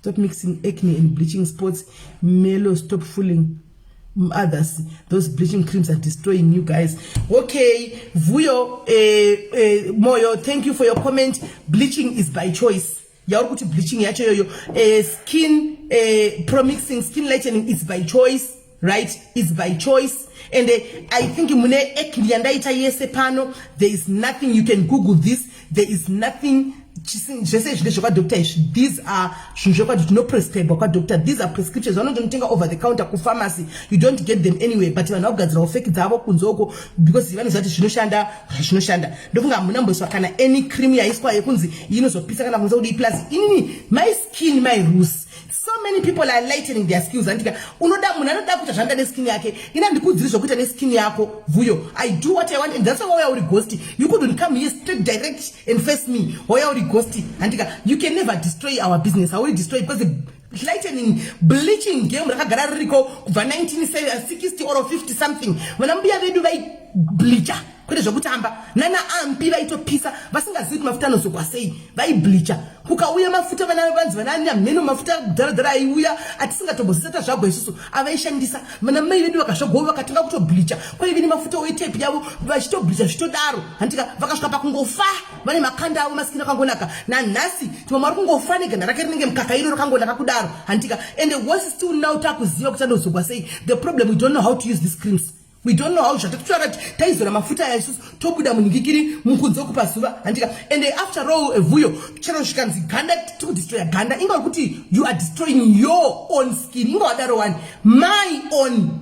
my own skin, that is it's my own, it has got nothing to do with you handika saka manoda kulightena pamberi ngoma ndiyo tukufamba tinotorine injection glutathione injection powerful serum powerful serum. You can see that it's an injection, guys. In our my celeb akawanda like in South Africa, America, they use my injections kunobayiwa chiswa my drip wachidi nangu andina mari kuita and mona andina mari kunde focusing ndikayiwana pamberi apo I want to go there inini personally. So I want to uchida ngona ndevera ngoma ndiyo your skin your rules. Don't be told what to do na anybody. Chayawada. If you want to maintain your black skin, your beautiful black skin, your beautiful natural skin, and please famba nebhora handika chengeta skin yako just know kuti ndeati mafuta ngo kuti ite glow, then you make sure kuti wako glow skin yako zvakanaka and you know things like that and you are bolato she magosta naitira zvoti kudi guys sorry atina nguva newe kuti kutoenda mberi right. I am a capsules anditi kune vamwe vanomwa ma capsules ekublisha nekuita sei andi kune vamwe vanomwa ma capsules ekublisha nekuita sei andika inini ndinotengesa iri serum inonzi lightening. I mean vanotaura wedhe kuti kubleacha isisi patiri sisi generation yedu inonzi lightening. We are lightening the skin, we are not bleaching, we are lightening handika we are now used a modern term andimona we are lightening. Fortunately auna kuzondiya uchiza izvozvo muningina hausi kundiya uchiza izvozvo handiti right. Gluta capsules in a form of serum, this you just promise into your own lightening lotion yakushandisa kuda kushandisa Nivea Q10 handika kuda kushandisa chi kungoti vanhu avazive problem inoitika ndekuti vanhu vanotaura macomments munguva they don't know what they'll be talking about. Do you know kuti guys you can promix Nivea Q10 guys inini ukauya kwandiri and you want me kuti ndikupromixire mafuta neNivea. I don't use this guys, these are for my customers. Iyamutengi kupharmacy. Are you not buying this kwa Clicks? Are you not buying this in Somalian tech shops? Are you not buying this everywhere, guys? And this already it's still new. Mukona.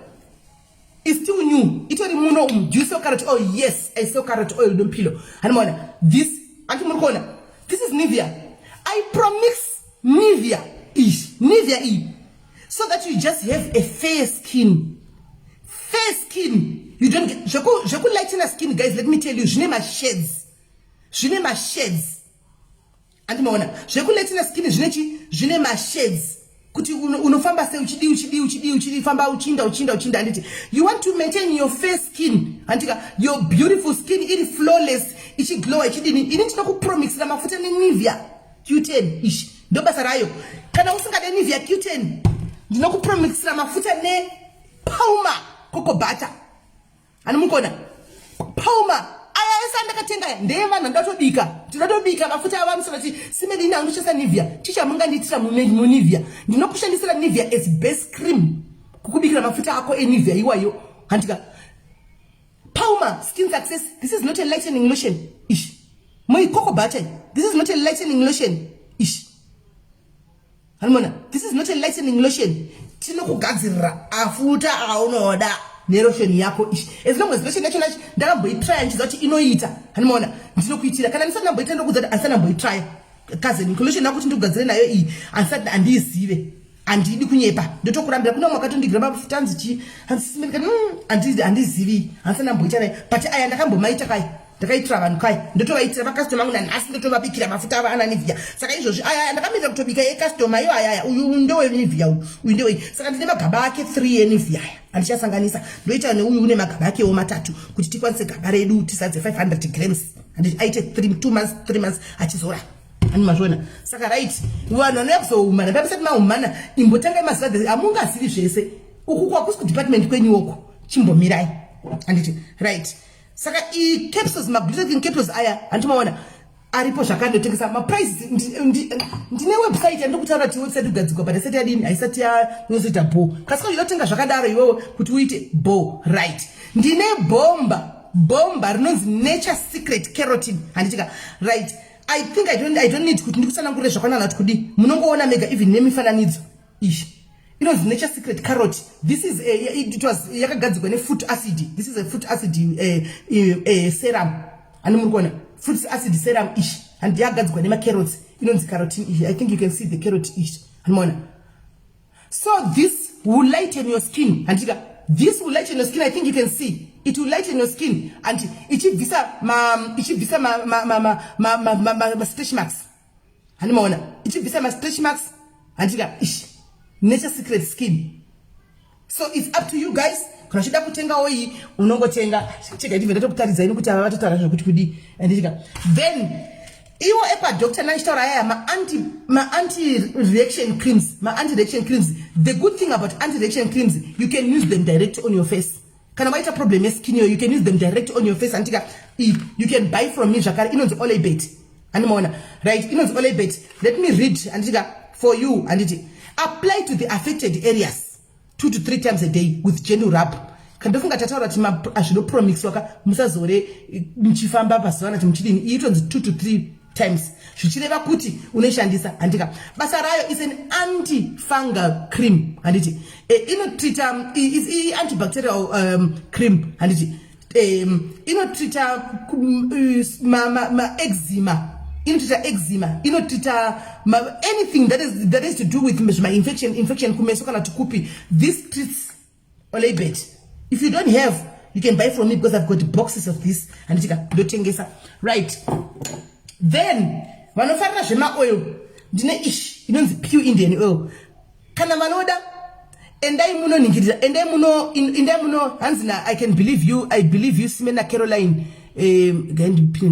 I believe you smell a lot of people use Nivea and cocoa butter. I am whiter than you and these things are good for the skin. Be careful what you thank you wapedza masports nokuti tikaichitaura kunonzi nokuti akavenga simeli ndivana simeli musapiswa muzodini nokuti akavenga ini anditika handizvo ene I prefer nanotara point yakasiri ghostini uyafeya ikana tigorere na 2021 2022 igorere peace ne love and ichi igorere kuwanda here stop being cowards uyafeya uti simeli apa sizo I respect you and totoseka handwana shobva zvapera handwana saka andika inonzi Indian oil. And I'm gonna Google, guys. Go Google Indian oil. Mona, how much is it? Google like Mona Indian oil. I'm selling this as well. Dinajo. These are for glow oil for lightening the skin. Oil. Carry bomba. Ka bomba. And Mona. Kato ka bomba. Kaka daiso. And I'm gonna Google. So kunyu mastaka. And I'm gonna Google. And you know the pure Indian whitening serum. You know the pure Indian white. And I'm gonna Google. Then most of the animal cells. Mondu zatimari. And then I have Seppi White.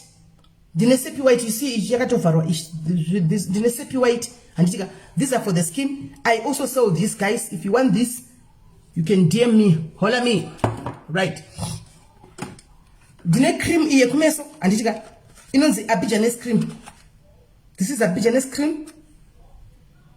And you want to buy it? You want to apply on your skin? It's a lightening cream, guys. Within 7 days, and within 7 days,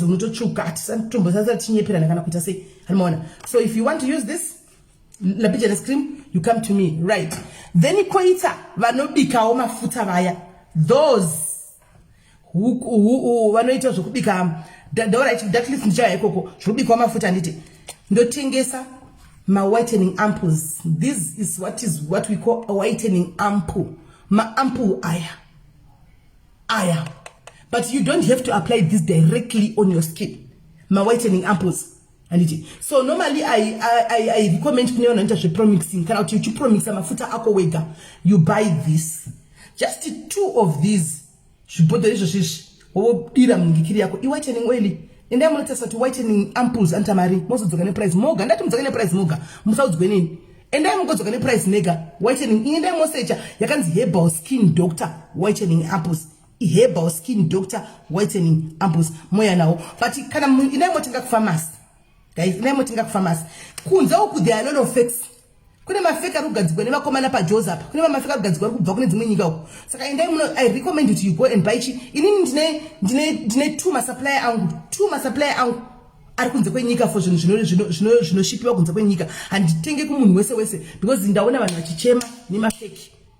Ndaona vanhu vachichema nemafeki zvokudaro. Right. Koita is ndambokupa iyi handiti. Gaindi kutaridze muone kuti zvinofamba sei. Manje tikatanga kuti izvike zvitoswera pano kando zvinonetsa. Right, ndakutaridza Abidjanis handiti Abidjanis cream andati ndeye kumeso. Andati iyi no doubt guys ati tisura tinyeperana iyi unosvika ndeye kumeso ati ine lotion ine cream. This is the cream. Right? This is the cream.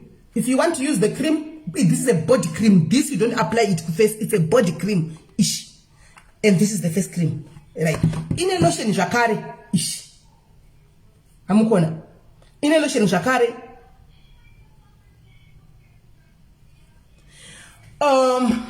My apples, let me read for you. Imagine until right. My apples they are for all skin types and for pigmentation skin. Shukuru save and pigmentation and it ingredients. Aqua Tremella falciforms, Sprochlate extract, propylene glycol. So this is for propylene glycol. In there, propylene glycol, nothing to do with kojic acid, nothing to do with glutathione. Propylene glycol is the main ingredient up.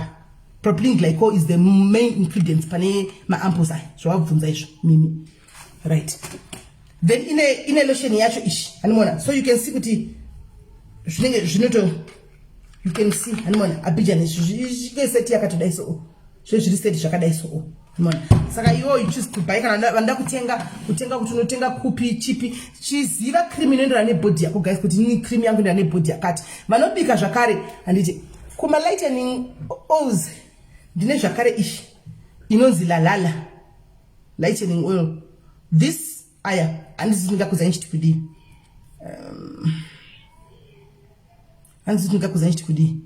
in collagen. This is good. In a collagen ish. You use it muma oils mafuta ako aunoshandisa kuzora iwe unongodira iwe antika for a very beautiful and fair skin kungo kuita o kalaiti kaunoda so antika kana wada kuishandisa i oil kuisa oil kana oil yaona you mix antika or using it like this and one oil you just use it like this muchaona skin zenyu dzinongochinja use antimaona muchaona skin zenyu then akawandisa ma products andina ndikutengesa nini akawanza guys kuti tingatoswera pano guys but ndikungoitira vasina mbomaonawo vanyuwani vakatanga kuya manje ish right andika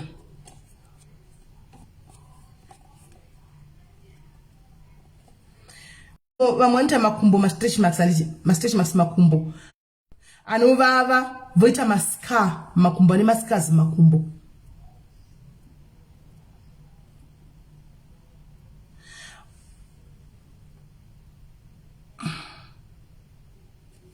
okay anzi china kumendeke kutisa Hands I'm a registered tester for Nivea products. Sometimes you spend the whole month testing different products, 1 week each. Amen. Thank you. My skin is very light. Many Gandipini, this is a very valuable number. Angelina, right? Angelina is a registered tester for Nivea. Nivea muvunze. Na hii Angelina inema ere kuti tinobika mafuta yenye kutoma gadzirisa iwaya akafamba nebora. Hanimona. Saka tivereka ukomenda yakanyaso kudzai. Saka vane maskini makumba kaita matema yaya ane ma varicose veins. Mumati ma varicose veins anditi. Anenga ane ma varicose veins, anenga ane ma scars, anenga ane ma stretch marks, anenga ane chichi anditika. Ndine yandinotengesa inonzi perfect legs. Ish, inonzi perfect legs ish. Anmayona. inonzi perfect legs pipi afaralala ndofunga anoisiva andimona ish perfect legs because veins ndo basa rayo inobvisawo and you can just buy as it is yakadaro and then you use and then ndine zvakawanda guys ndingatoswera pano iyi vanoda kutengawo bell ecleat anditika this is also for stretch marks, this is good, very good for stretch marks. Network guys kuida ichitiza network kuida ichitiza and for my stretch marks zvakare anditika you can just use each very powerful for my stretch marks yakanaka kanonzi bell ecleat very you just apply to affected areas chete. So if you want to buy this from me, it's up to you. You can buy. And it's like, vana zvekumeso ndinewo vana make me white ndezvekumeso kana kuti sei nayo uya anoisa ndikiri handisi kuziva kuti zvakamira sei unoona. So half caste nano half caste serum kojic acid serum ish anomaona the serum that you can also use for your body skin. Yes, unongoisa mafuta ako unoshandisa you just zvimwe guys unongotenga udira mafuta ako you just tenga udire mafuta ako aunozora iwayo aunozora before mozo kuti mimi singazivi sometimes ndisati chimutambotara tichiri vazhinji tiri kumasure nenyaya dzeskin idzi kuti zotoita sei handika kuti kwane akuda kutsvaga lotion kuti handizivi kundoda lotion inonditsvukisa inondinakisa yakamira yakadai so handiti I sell also this handiti this is kojic and this is kojic skin lightening natural care ish skin kojic ish. This is very expensive guys, very expensive but very powerful for skin. Kama uchida kugadzira skin yako ungotenga ko lotion yakadai so ish and it ish because yakagadzirwa nana rose hip oil andika inotogadzisa even tumwe tumavara tunenge tiri muskini tumwe tunenge takazodini andika ameno benefits lightening skin and reduces dark spots, controls hyperpigmentation, reduces visible skin blemishes, restores skin suppleness, leaves skin moisturized and paraben free. My lotion, you can buy this lotion. I think you can put the nayo antimona because so I say about Twitter, then you won't be having you won't be having chance zokudza vhudzi andina kuita izvozvo andisivi unfortunately papa ndingatokunyepera manje. I never did a course for that. I don't know anything about zvokura kwavhudzi. Ini ndinongoziva chebe yaya handika inini rangu vhudzi rakangokura nerice water nangoshandisa rice water ini ndio ndakashandisa kukura kwaro natural zvamunoona zvakaita zvozvo rice water saka ndingazozivawo zvimwe. Yes Portia ndingazoziva zvokuti vhudzi ndinganyepa andinamboita zvevhudzi indangoita zveskin ini kubva 2019 handika 2019 asanda topedza. Right, the struggle ndi uri right if ipapo ndo pauri right ipapo you are 100% right pakuziva fake ne original. Manje handina fake ndaikutaridzai handina fake ndaikutaridzai ina ndine fake ndine original ndaikutadza kuti iyi ifake honai apapa ifake iyi chakadai manje handina mafake zvachona ndakambotengesa fake nemwe munhu ndikazvirasa ndangoti ndichivhura ndikaona yakaita brown ndikati hakuna zvinhu zvakadai hakuna zvinhu zvakadai ndibva nangotorasa same time kana chakatongonzi blemishes black spots kweseni what not in one but nyasha kana dani ngogadzirira black spot corrector iwewe ndogadzirira black spot yekumeso yako inogadzama inongoya kuzomirira kuclear ma spots ako iwayo ari kumeso togadzirira yoyo unongoya ku WhatsApp ndogadzirira yakanangana newe yekuti tingo clear ma spots e black ari kumeso kwako iwayo handibodha kweripo ekumeso wayo andika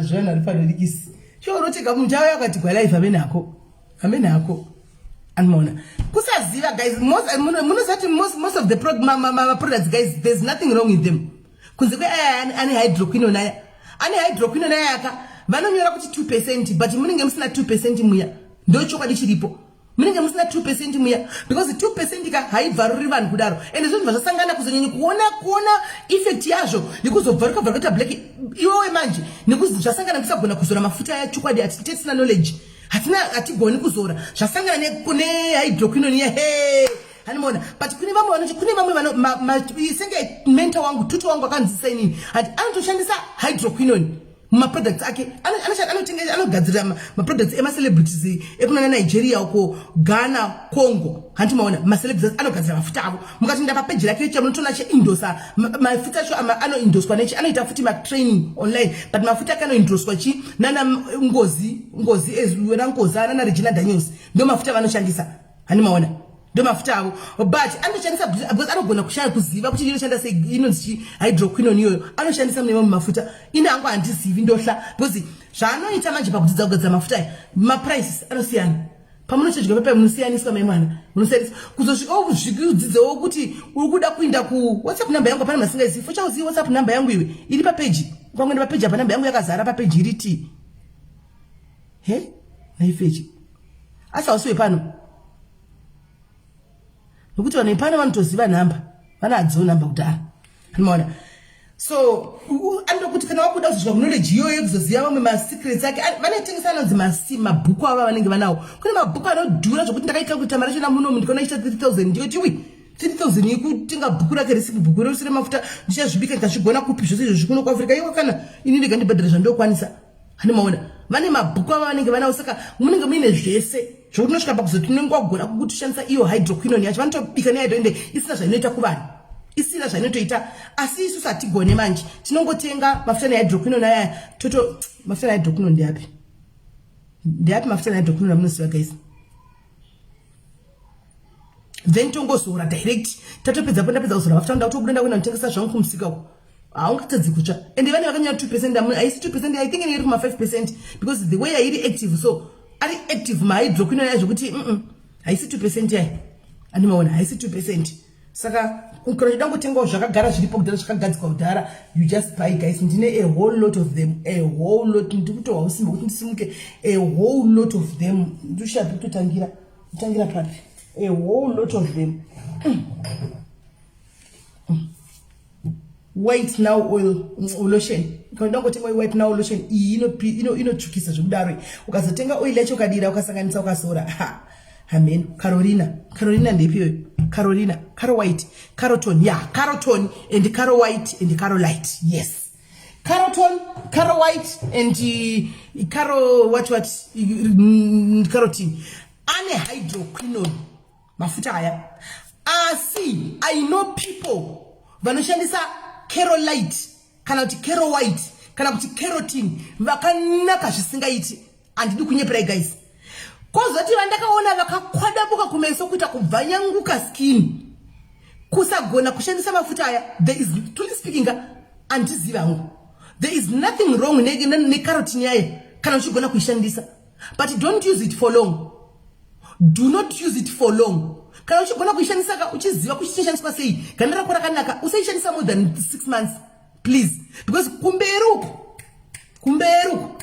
is kunzira ma effects ine ma after effects ma side effects inoya nawo saka just use it kana wango maintain wango shika pauri kuda pakanaka ipapo handiona and then wostopa wotsvaga mafuta no maintain that color ya white iyoyo ya wango chida iyoyo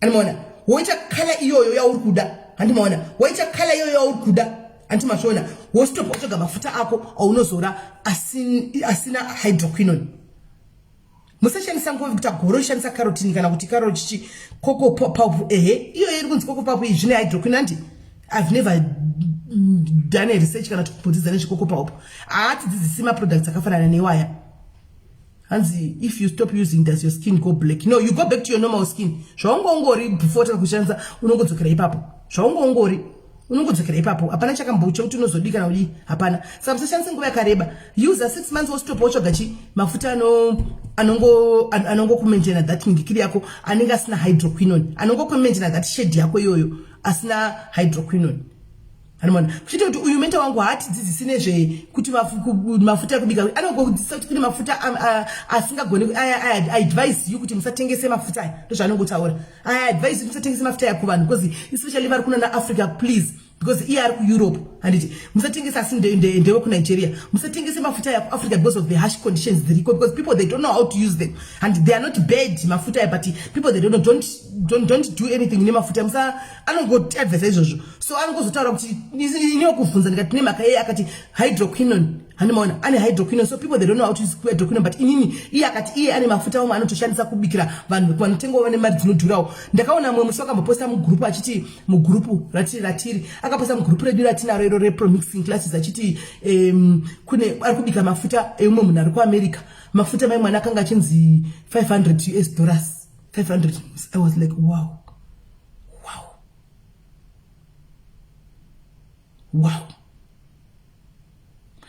500 US mai mwana mafuta nene mpinga yaibikira kuti ndeipi. I'm like, wow. Ameno ikoko. Saka hanzi yakuve mukadzi zvine nharo zvedu isu varume we embrace our ganda. True dear, kuita mukadzi hazvisinyore nokuti zvinoitika Quinton ndezvekudai so. Imimi ndimi munotipawo pressure imimi vanhurume. Dzimwe nguva munobuda munoita uko mangwana kunoona kunojola neyellow bonzo mai mwana. Neyellow bonzo. Screen tatoitaura sunscreen ritavile taitaura kumsoroko. Uyelo bonzo ngochidhilana mai mwana rine skin inenge mukaka mai mwana rakatsitsika ganda iri rine skin inenge mukaka ndiro ngochijola naro. Handiwana same price nemalama iwaye. Handiwana inindo zvitasa kudai so ganda rangu mai mwana ndike ndindozvizorera rangu kemfa yangu ya kana ndozvizorera rangu ameno vaseline yangu meso ganda rangu rinongoriwo zvaririwo zvakangodaro kundipa pressure. Hanzi muzore indozora mafuta ndobika ini pipi ndoka ndikutaridza wani I use mafuta ini ndo testa ndo pandabika bikira mafuta pipi bai ndino testa mafuta cho panjiri ndine mando tozora kuti aya handitira. Hanimona asi kuno munhu wandopa ndine vanhu 3 anda kuzandine vanhu 3 vamonitesa mafuta ndikapa akanditumira picture rakakati ngapinde pa market sismeli honai. Handiwana saka ndine mamwe wangu andinozora andotengesa pana ndobika pana ndo mafuta angu andozora. Ndo mafuta ndozora asi kuti ini ndotozomixa nokuti ndikaita izvo zvandiona ndachigadzira aya ndachigadzira munhu ndasipesa ndakuzora futi kumeso. Handiwana ndapesa ndakutozora saka musango kunopinda zvakawanda wanda because ndechida kutsvaga hanzi dark underarms and iripo if that cream for that and also on that zvema skin zvema black what you can use mulatto. You can use mulatto inobvisa izvo inobvisa zvo pakati makumbo mablack aya nemachi unouza zvinobva usazorewo uchinda pazuva still zvidi izvozvo. Handiwana mulatto iyoyo chaiyo cream amonezira kumeso. Musikana ndakaona tine mugrupu akati mulatto mai mwana because takadziswa bika futi na mulatto vesava soap cream cheese bas scrubs. Hanimana sanga ndasvika kuti ndizvibike because my ingredients anodhura skana so dhura unongotora one step at a time. Hanimana akaita yellow mai mwana yellow bona akanaka zvekuti ndakati yo anoshandza anongosora mulatto yoyo chete mulatto ndo anongosora saka kune vazhinji mulatto inotovaitira zvakadaro inobvisa futi pigmentation it removes pigmentation as well. Handichika it removes pigmentation it removes mulatto ndeishi indo yatoti mulatto ishi. Thank you Rita. Indo yatinoti mulatto ishi inobvisa ine sipo yacho ukazishisa sine sipo unotoita yellow bond ukanyanya kushandisa. Problem yatinayo isusu mazimbabwe tinoda ma instant result. Kuna mumwe munhu anokufonera gabasi kuti mushana pa half kwanzi simela asandanya kuchuka kuti skin yaisiye kuti unoita overnight guys. Kana uchida kushandisa mafuta be patient. Wini madiwa uye ku WhatsApp unoenda ku WhatsApp uko niye ku WhatsApp. Be patient guys. Kana uchiza unozati maskin idanosiyana skin type zedu zakasiyana guys. Kuna munhu anozora mafuta anodaira ne 3 days ndakashamiswa na mai ndakaposta pana ndakashamiswa na mai vasi mudhayari mwana wavo ndiye mudhayari mai vanga vatambura kumeso kaita black kudai ne mapigmentation mva mwana chona yakasismeli mona picture ya mai vangu ati mai vangu vakazara black kumeso.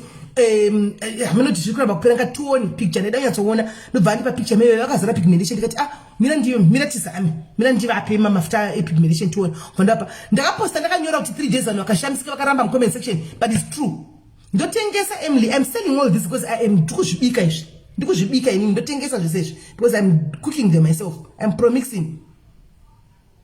Hanzi yes vanhu can cook mafuta like kuno ku France. Thank you Fabian. Zvino zvikaitwa nesana Melini kwanzi vana Meli kwanzi muri kupisa vanhu noti zvaitwa na Meli asi kuna na France kwamuri kugara mukuzvona zvichitwa everyday aniti zvaitwa na Ningikiri nana Meli hai vai hapa hey chichi munoziva anyway kushorana nekudzikisirana ndo kunonetsa asi denda ndaunza munhu panapa pa munhu ku France kana kunonzi kana ku Nigeria na ku Ghana kana ku nyika yetu Cote d'Ivoire Cameroon ndati yodzisa kubika mafuta maide muri kusekera mchiti yes nokuti makudziswa futi neni free mari kwai umoti wa hemo zodai 3 days ndakaposta mai picture imwe yandakapiwa namai vavoka ndavhara masava ndikanyora 3 days ka vanhu vakati zviti ndakati shondowa convince chiti kudi ndikanimbosiya 3 days mwana chakasi ndapicha chiti honai sisimeli mai mwana zvave red zvapera blackness yanga yakasviba mwese zvaenda zvinotanga zvatsvuka zvozopera zvotanga zvatsvuka zvozopera anoona vave red ndikati 3 days skin dzakasiyana koita mwana udavirwa pa 1 week koita umwe 2 weeks kocha umukuti mai mwana unoita unombomungenga uchizora mbi uchiona mbichena skin types zedu dzakasiyana. I don't work with swagger andishande na swagger munobvunza also munobvunza also haishandi pamambona swagger irasikana panapa.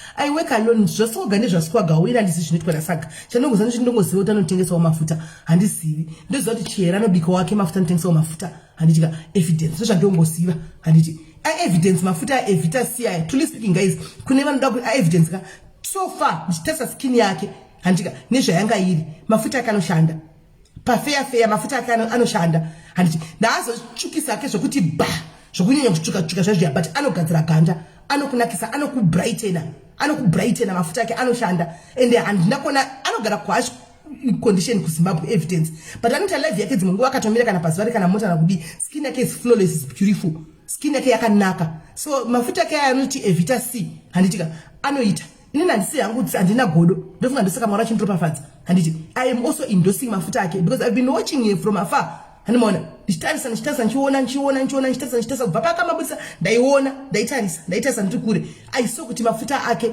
anoshanda she's flawless akanaka skin yake is bow handinamboona any chekuti ndingati how can we get them in UK ukuda APC pane mamwe ari kuuya kuUK ikoko kune mamwe asiko kuUK chinoitika nchoti vanhu ndozobatisa kuti chiendesaika havazogoni kutakura different mafuta because ndotyirawo agent wacho anenge achitengesa haazogoni kunyatsosanangura nekukuzivisa kuti kai zvakadai pakangoitika era paita mistake 2 vanenge vachibvawo kunoZimbabwe vakatakura zvinhu zvavo maputi mazowe chimaserevhita chichi animaona so macages hanzi 40 kgs saka anogona sisimeli ndipei kana kuti 10 kgs ndichikutakurirewo dzimwe 13 days zake saka onai kuti pa 10 days hanimaona pa 10 kgs hapana zvakawanda zvinopa uyu pa 10 kgs hapana zvakawanda mafuta anogona pinda maybe ndinogona kungopa magaba 20 chete emafuta kana kuti 10 mafuta 10 maoils kuti munhu atenge gaba rake neoil yake chete saka hapana akaona anogona kupinda sei musina kuzoisigwa zvima function towards Christmas apa maifa kuya makawanda aiwa zvaita because umwe ndompa zvaisvika zvino vakawanda kasikanzana maflights awo hanimaona saka ndo zvakangokanganisa izvozvo Nompilo uya kuWhatsApp tinyatsotaura ndichinyatsotsanangurira ndichikuexplainera kuti zvinofamba sei utichiona kuti tudapi kuAustralia manje sandawana munhu anoenda nawo because Australia iyo tinotoshipa kuAustralia oenda kuAustralia anoshipa but ndikaonawo agent anenge ariko because ndine makastoma futi akati wandei ari kuAustralia even America ndine makastoma akati wandei ariko kuAustralia nekuAmerica nekuAustralia but agent dololo hakuna zvinosiyana ndine chat rokuti kushipa kuUK mari yakati kushipa kuAustralia mari yakati Australia I think is about 1.5 shipping to Australia UK 1.2 muna Botswana 800 go station sama Korea yavana FedEx nana DHL hanimaona saka vanotidhureiwo that's the only way you can do Botswana vanoti 800 Botswana ndakatumira vanhu Botswana ndotsvaga munhu agent okuBotswana ndotsvaga agents okuBotswana agent okuBotswana kana achikwanisa kuti tiite arrangements ndimutumirewo because kune macustomers futi angu akati wandei kuBotswana so that agarire kuBotswana ikoko because shipping yacho ka ma1 ndipadhize neBotswana inini panapa basi kungoshipa kubva pano kuenda kuBotswana kunonzi 800 because zvapinda mutuma company tu tunana FedEx na DHL tu hanimaona kudziwa kuuyisa zvinaye wacho ndo pasina dai pane munhu anoya nawo zvindai kupai hanimaona saka guys I think kwanhasi katagumira pano tozodzoka futi next time ne another recipe handitika so anenge achingoda endotengesa futi mango butter vanoda mango butter vanoda shea butter handitika ini ndinoishandisa pakubika mafuta angu because iyo kune vanoziva I don't have to explain everything to you guys kuti vana mango butter yavo vana shea butter nekunhuhwa kwavo ikoko pakugadzira ganda ibhomba chairo hanimaona hanzi namira muichira ndiri kuBotswana unoyatotaura toondesana toita sei zvinongozi uri active uchigona kumhanya uchitengesa ndidi munhu kuti uzongotora mafuta augoni kutengesa ungoti mafuta akagara aripo zvoda munhu anomiramira achitengesawo mavhi autora mablack knees iwawo unongoda iwa ingori nakuka inakuri ibvi rako iroro inaku iroro kunetsa ndataura zvemanakuzi kudhara small tinazvo kumusoro uku mabvi magokora aya mabvi zvigumwe zvimanakuzi ese guys kana kaita black kudaro ndo manakuzi achewayo hazvokuti kana uchingozi manakuzi kungorewa iwaya chete mabvi iwayo manakuzi black iyoyo iri mabvi iganda ine chikumba chakaomarira kai zvorora kuti inaku une chikumba chakaomarira bviri anoona totorigadzira zvakanaka naka bviri oro rikatonaka andimazviona right saka zvizhinji guys uyai kuwhatsapp taure kuwhatsapp kwangu whatsapp number yangu munayo regai ndipine kune vasina so that you know the whatsapp number moya taura ikoko kwanhasi guys ndanedza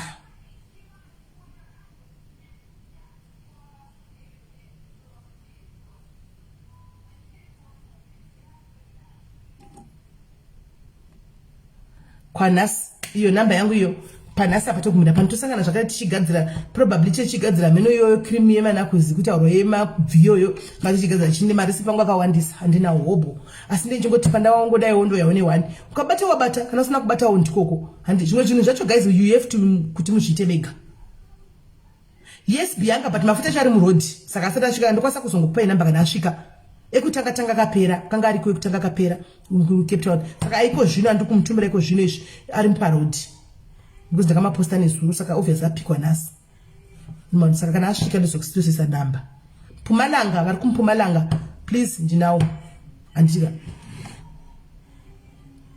aiwa ndizvo zvainoita keresenzi inotonhuwa shiyebhata inonhuwa senge isina kugadzigwa.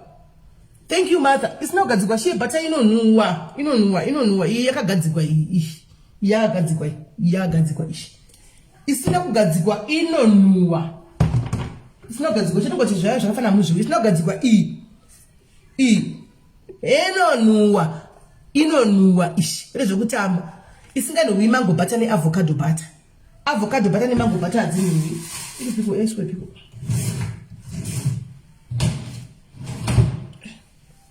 mano kwazvaiswa nezvazvaiswa kwazvido tine zikabhodhi redu ratinochengeta zvinhu zviri muroom temperature. So guys, bye bye. Tobatana 10 time. God bless you. Mondibata kwa WhatsApp. Then vanoda kutenga votenga, vanoda kudi anditika ichi chimwe chibomba ichi nonzi Egyptian magic. Inda muno google zvandiri kudza izvi guys. Egyptian magic iserame. Unongodira mafuta ako imomo. Ndataura no, ndazvitaura zvema inner thighs nema uyu zvese ndataura kuti munoshandise iyi. Ndataura mozodzokorodza muona live anditi. So guys, stay tuned and I love you so much. Musakangana kuti gore rino igore repeace nerudo. Theme yedu yepa diaries 2022. Love you so much guys. Take care.